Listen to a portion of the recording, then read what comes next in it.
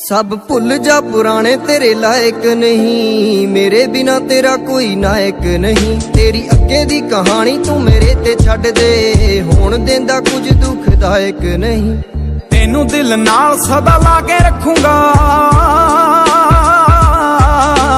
तेनू दिल नाल सदा ला के रखूंगा। खुशियां दऊंगा पहरेदार हो गया।